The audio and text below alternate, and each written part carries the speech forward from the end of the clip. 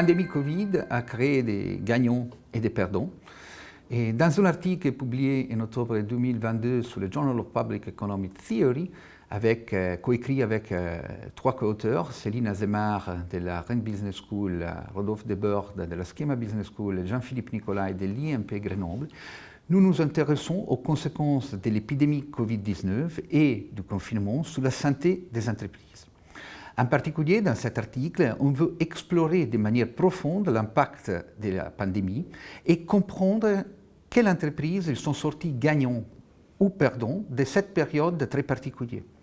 Mais on veut surtout comprendre s'il y a un espace pour la redistribution entre les gagnants et les perdants de cette période. Une question se pose, est-ce qu'il faut taxer les super-profits des entreprises gagnantes de la pandémie?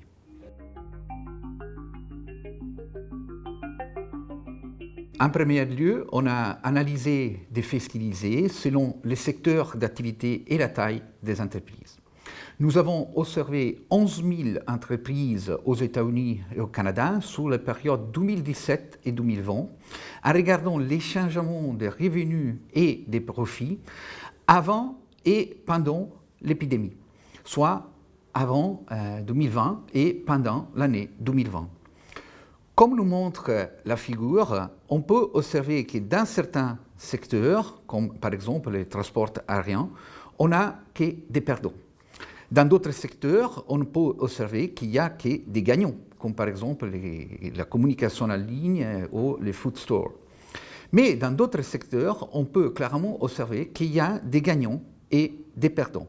C'est le cas des business services ou des assurances. Comme on peut observer, les entreprises plus performantes, les P75, c'est des entreprises qui en général ils ont eu des gains par rapport à d'autres entreprises moins performantes, moins efficientes, qui ont eu des pertes dans les secteurs. Il y a donc un effet contrasté dans certains secteurs. Et ça, c'est dû au fait que certaines entreprises ont pu s'adapter à la situation pandémique. Par exemple, dans le commerce, les acteurs offrant un service de vente en ligne ont pu développer leur activité pendant le confinement, contrairement à d'autres entreprises qui n'avaient pas cette possibilité, par exemple, de vente en ligne. On peut constater que les grandes entreprises ont mieux traversé la pandémie car elles ont des moyens financiers et humains pour pouvoir s'adapter aux changements imposés par exemple, les confinements décidés par les gouvernements.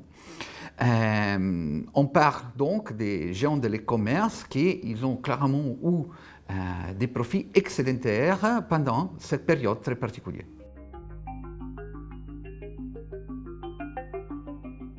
À l'aide d'un modèle théorique, nous avons pu étudier les conditions pour avoir des gagnants et des perdants dans un même secteur. Nous avons modélisé la pandémie comme un choc extérieur qui peut créer des distorsions des marchés.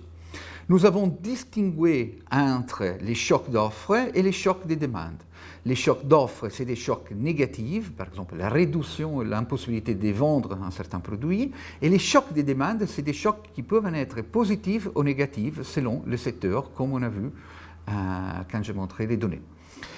Ensuite, dans l'article, on se concentre sur les effets hétérogènes de la pandémie Covid et des mesures prises par les gouvernements, les mesures sanitaires pour sauver des vies. On parle des confinements ou des lockdowns. Et les effets sur les entreprises dans un même secteur, en mettant l'accent sur la présence d'une concurrence imparfaite. Dans ce contexte, il y a des entreprises qui ont en effet des moyens différents. Nous avons ensuite comparé les gains avec les pertes qui sont générées à la fois par la pandémie et les confinements, et nous avons analysé quand les gains peuvent compenser les pertes. Nous considérons deux cas différents. Les premiers cas, les chocs d'offres ils sont identiques pour toutes les entreprises. Et le deuxième cas, c'est un cas où les chocs d'offres sont différents pour les entreprises qui sont restées actives pendant le confinement et les entreprises qui sont inactives pendant le confinement. Les résultats, ils nous montrent que dans les premiers cas, c'est possible de compenser les pertes avec les gains générés par les confinements par rapport au status quo pré-pandémique, si et seulement si les chocs des demandes sont très importants. Lorsque les chocs ne sont pas les mêmes pour les entreprises actives ou inactives pendant les lockdowns, les confinements, c'est possible de compenser les pertes avec les gains dans les secteurs si les chocs pour les entreprises qui restent actives pendant les confinements sont plus importants des chocs de demande pour les entreprises qui sont inactives pendant les lockdowns. Et en condition nécessaire pour avoir une compensation des gains avec les pertes, c'est que le nombre d'entreprises actives pendant les confinements est suffisamment faible par rapport au nombre initial d'entreprises.